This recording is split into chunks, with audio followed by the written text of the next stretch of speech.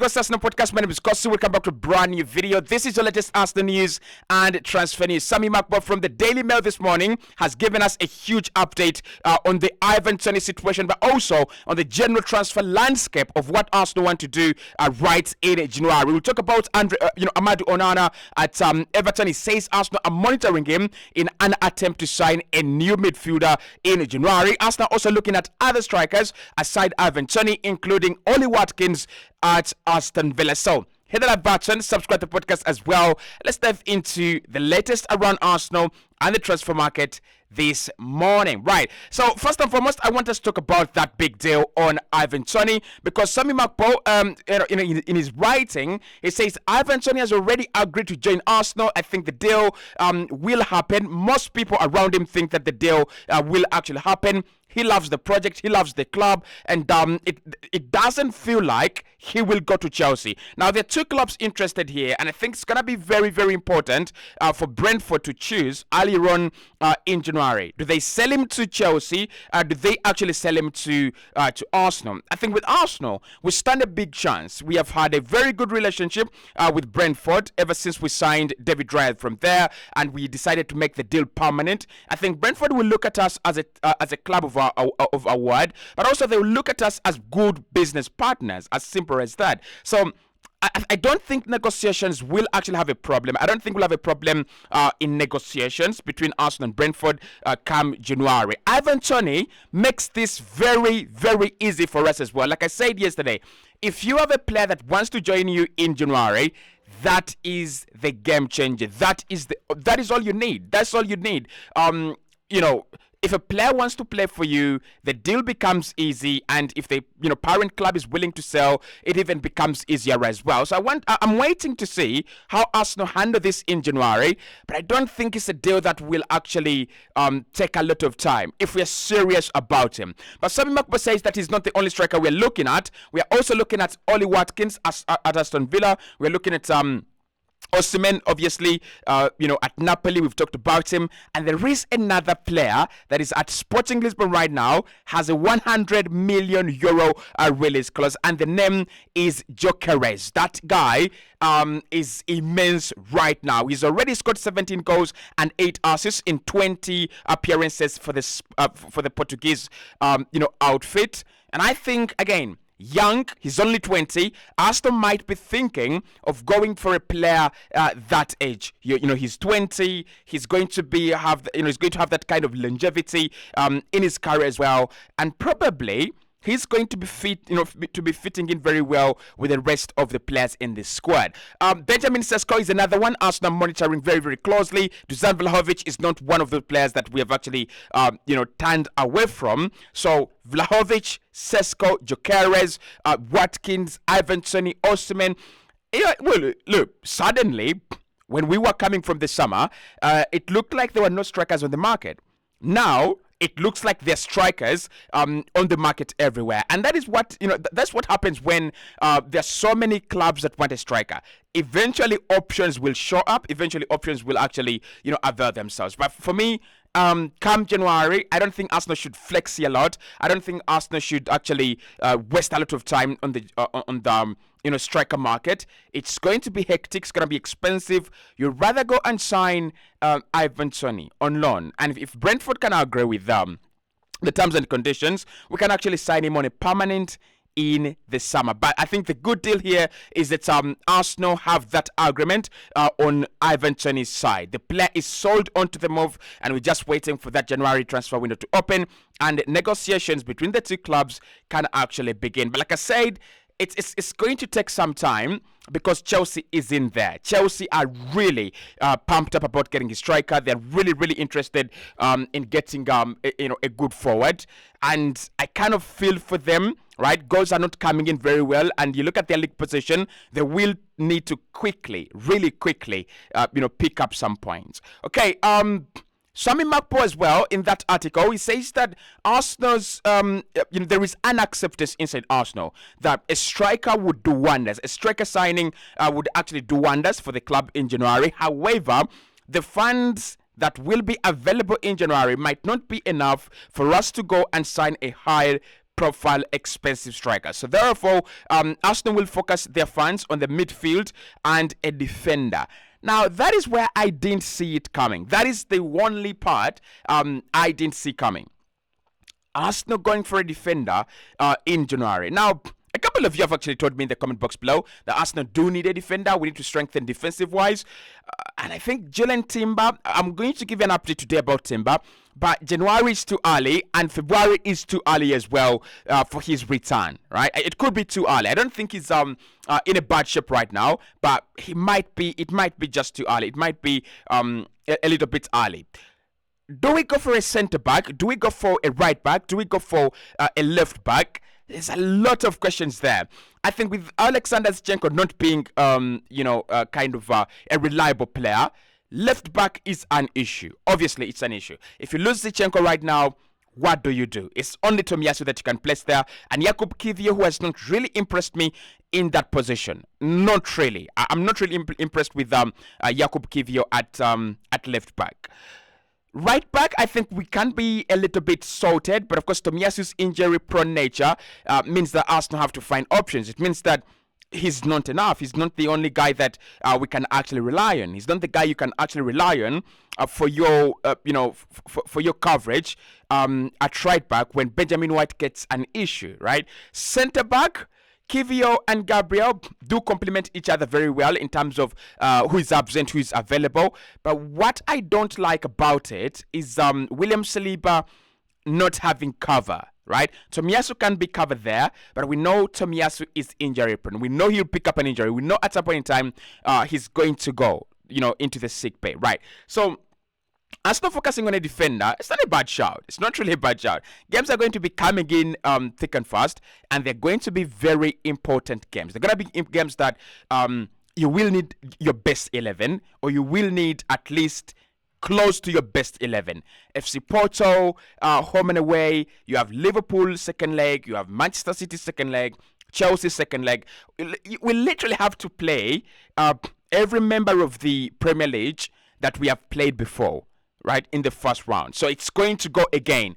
And that is where it's going to be scary. That is where it's going to be, I think, a lot of pressure, a lot of emotion, and quality is going to be demanded.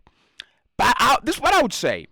If we can get a centre back or a right back or a guy that can actually play across that back line and is not going to cost in excess of 20 million, I think it's a good shout, right? I think it's a good shout. Why? Because we just need cover. And the likes of Cedric Suarez, their quality is going down. But I would rather recommend Arsenal to go for two midfielders in January. Elneny Partey will be in AFCON in January. And even if they come back, I don't think they're ready to actually get into the side. Just because they're coming back, I think they will get some time to rest as well after AFCON. So I would say Arsenal should sign two midfielders. We could sign a player that really looks like Odegaard, and then we could sign a player that really looks like, Partey, a defensive midfielder, and then an attacking midfielder. I think we will need that in our squad. We will need that in the team, especially now that we are progressing on those advanced stages in these competitions. But I want your thoughts there. Sami Makbo says that Arsenal's fans for January will focus on the midfield and will focus on signing a defender as well. Now, we have a surprise one. It's not really a surprise because he's been linked with Arsenal before. Amadou Onana is being watched by Arsenal, according to Sami Makbo from the Daily Mail, and Arsenal feel he would actually be a very, very good signing. And I can't disagree with that, and I can't even agree more. Amadou Onana is one of those players that if Arsenal signed, it would be a well-thought signing. It would be a well-researched signing. Now, we almost signed him. I think he was coming from the French League One. Was it at Lille? Or something like that. We almost signed him, but then he ended up at Everton. And ever since he came out of Everton, he's been nothing but a revelation of a signing. He's been nothing but a good quality player for Everton. They literally have, this guy who shouldn't be there. He shouldn't be fighting relegation. He shouldn't be an Everton player. And when you add Idrissa Gana Gueye to him, and you add Abdoulaye Doucouré to him, and James Garner, it just makes sense. The midfield is as good as Brentford's, to be honest, right? So it just makes sense why Everton are actually, should be in the top half of the table. But Amadou Onana, what does he do? Can Arsenal benefit from him? And where would he play? I think that's the big question. We'll answer that, of course, in a separate video. But I just want to give you a hint on why Amadou Onana would be such a good signing.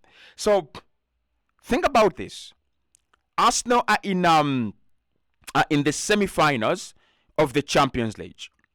And we are playing a Madrid side with Aurelien Tchouameni. We are playing a Real Madrid side with Jude Bellingham, Federico Valverde, and Eduardo Camavinga.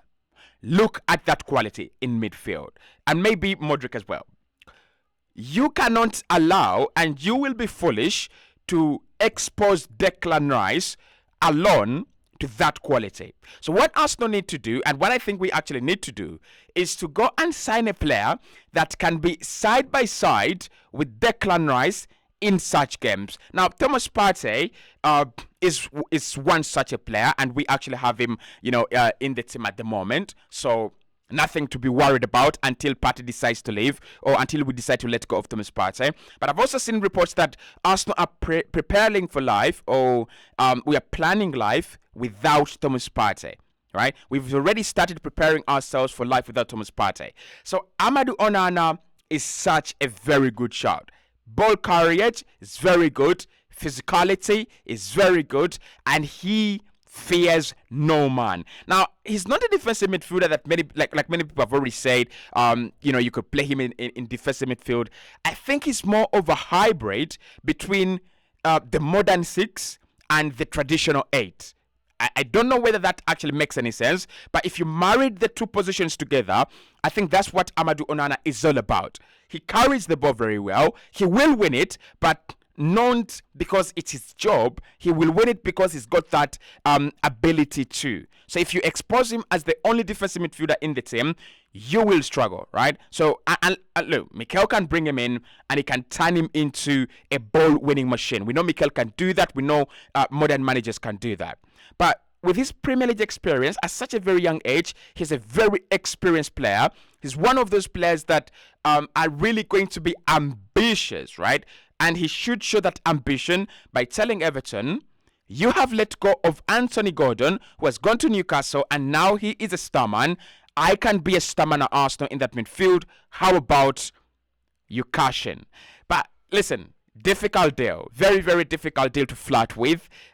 Everton right now, they're having the best season of their life. Not the best season of their life, honestly, but in the last 3, 4, 5 years, they would say this is their best football. This is the best football they've played. This is how close they've come to feeling safe. Even with a 10-point deduction, they've actually really done well. So Amadou Onana is a player I would love to see at Arsenal. I would take him. I'll check him. To replace Partey, maybe not. He's not the guy. But if we wanted 3 midfielders to bring in 3 midfielders, Amadou Onana would be one of them. I would consider an attacking midfielder. I would also consider, another defensive midfielder. Something like that. But we'll see what happens in January. We'll see what Arsenal are planning to do with Amadou Onana. I'm sure we are not going to be the only team that are interested in him. I'm very sure about that. Now, Arsenal brought in a new scout, and the name is Paulo Javier. He's a former Real Madrid scout who focuses on the South American market. This guy is part of the team of scouts that brought in Endrick, Rodrigo, and Vinicius Jr. Remember when I said that Arsenal are going to focus on the South American market? That Arsenal would love to, exploit the opportunities on the South American market. It would be a genius move. I've said that before. I think these are the moves that we're now making. Imagine Vinicius Jr. being at Arsenal. Imagine Rodrigo being at Arsenal. And what we'll get from these players is very, very, very, very good. Vinicius Junior and Rodrigo can both earn Madrid in excess of 300 million if they wanted to sell them right now. And I think that's the strategy Arsenal want to use. Can we go down to South America, a market that Edu understands very well, and bring in these top quality players, and then help us fill those voids? Because you cannot spend hundreds of millions on every position. So what you need to do, you need to go and get these good players out of South America. Get these good players before they become stars. You make them stars, you make a lot of money, or you can actually have them, become important, like Martinelli, like Vinicius, like Rodrigo, at Real Madrid. So I think I like the move. I don't know much about Paulo Javier, but I will make my research about him. So the next time I make a video about the South American market, I'll know much better about Paulo Javier, and I'll give you a very detailed account. Hit that button, subscribe to the podcast as well, and we will meet in the next one.